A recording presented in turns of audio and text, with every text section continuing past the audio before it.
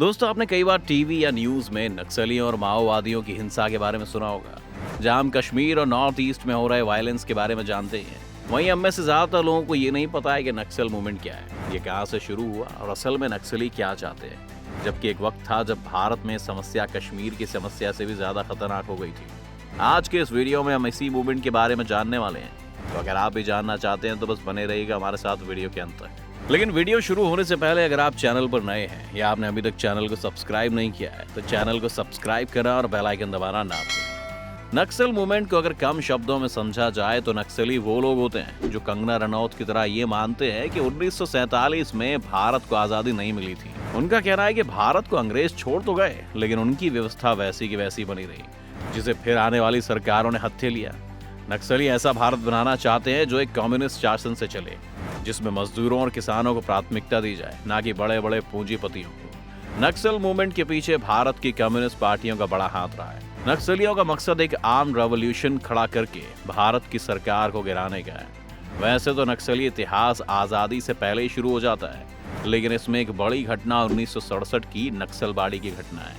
Naxalbari waste Bengal के दार्जिलिंग जिले का हिस्सा था, जहां पर जमींदारों ने एक मजदूर को पीट पीट कर मार दिया था। 1967 में ही वो साल था जब communist party of India Marxist का एक धड़ा पार्टी से अलग हो गया था। इस धड़े में चारू मजूमदार और कानू सान्याल जैसे लोग थे, जिनका जिक्र आगे आएगा।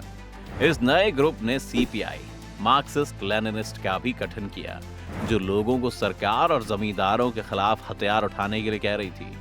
नक्सल मूवमेंट को समझने के लिए आपको ये समझना होगा कि आजादी से पहले भारत में जमींदारों का राज था, जो मजदूरों को प्रताड़ित किया करते थे। ज्यादातर लोग यहाँ गरीब थे और उनके पास कोई जमीन नहीं थी। आजादी के बाद सरकार ने बहुत सी जमीन को दोबारा रीडिस्ट्रीब्यूट किया, लेकिन उतना काफी नहीं था। इसीलिए लेफ्ट विंग इसको लेकर हमेशा नाराज ही रहा। नक्सलबाड़ी में जब एक मजदूर की हत्या हो गई तो अगले दिन कानू सान्याल ने कई सारे गांव वालों को इकट्ठा किया और बहुत ही लो ग्रेड और गांव में बनाए गए हथियारों के साथ पुलिस और जमींदारों के खिलाफ एक हिंसक जंग छेड़ दी। इस एक घटना ने इस नई क्रांति की आग देश भर में फैला दी थी और कुछ ही वक्त में हमने देखा कि भारत के बहुत सारे इलाकों में भी मजदूर, किसानों और आदिवासियों ने जमींदारों के खिलाफ हथियार उठाने शुरू कर दिए और कई जमीनों पर कब्जा कर लिया। ये मूवमेंट बंगाल के नक्सलबाड़ी से फैलता हुआ बिहार, छत्तीसगढ़, उड़ीसा, झारखंड और आंध्र प्रदेश तक फैला और इसलिए इसे नक्सल मूवमेंट का नाम मिला।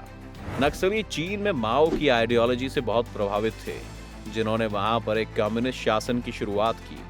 और आज भी ये लोग माओ को ऐसे देखते हैं जैसे भारत के लोग भगत सिंह या फिर सुभाष चंद्र बोस को। माओ की आइडियोलॉजी से प्रभावित होने के कारण ही नक्सलियों को कई बार माओवादी भी कहा जाता है। नक्सलियों के भारत में सबसे बड़े लीडर चारू मजूमदार थे, जो खुद एक जमींदार परिवार में पैदा हुए थे, लेकिन उन्होंने अपनी जिंदगी को इस मूवमेंट के लिए समर्पित कर दिया। चारू मजूमदार का उस वक्त भारत में इतना क्रेज था कि बहुत सारी टॉप यूनिवर्सिटीज और इंजीनियरिंग कॉलेजेस के टॉपर्स भी उनसे प्रभावित होकर उनके साथ जुड़ गए। चारू दिन ब दिन सरकार के लिए खतरा बनते जा रहे थे। फिर उन्हें 16 जुलाई 1972 को गिरफ्तार कर लिया गया। उन्हें कस्टडी में इतना टॉर्चर किया गया कि उनकी कुछ ही दिनों बाद पुलिस कस्टडी में मौत हो गई। चारू मजूमदार के मरने के बाद नक्सल मूवमेंट 40 से ज्यादा अलग अलग ग्रुप्स में डिवाइड हो गया। ये 70 का दशक था।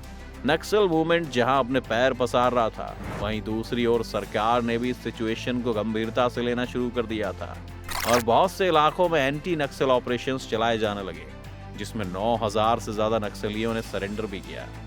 धीरे धीरे भारत सरकार को लग रहा था कि वो नक्सलवाद को खत्म कर देंगे, लेकिन फिर 2004 में नक्सल मूवमेंट फिर से अपने पैरों पर खड़ा हुआ और इस बार ये ज्यादा उग्र होकर सामने आया। 2004 में पीपल्स वॉर पार्टी यूनिटी और माओइस्ट कम्युनिस्ट सेंटर जैसे ग्रुप्स का आपस में मर्जर हो गया और उन्होंने पीपल्स वॉर ग्रुप या पीडब्ल्यूजी की स्थापना की।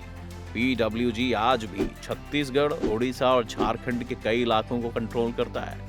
पीडब्ल्यूजी ने भारत में हिंसा का एक नया दौर शुरू किया और 2005 से 2007 के बीच नक्सल अटैक्स में मारे गए लोगों की संख्या कश्मीर और नॉर्थ ईस्ट में मारे गए लोगों से भी ज्यादा हो गई थी। सन 2000 का दशक खत्म होते होते नक्सल मूवमेंट की फंडिंग 1500 करोड़ रुपए सालाना पहुंच गई थी।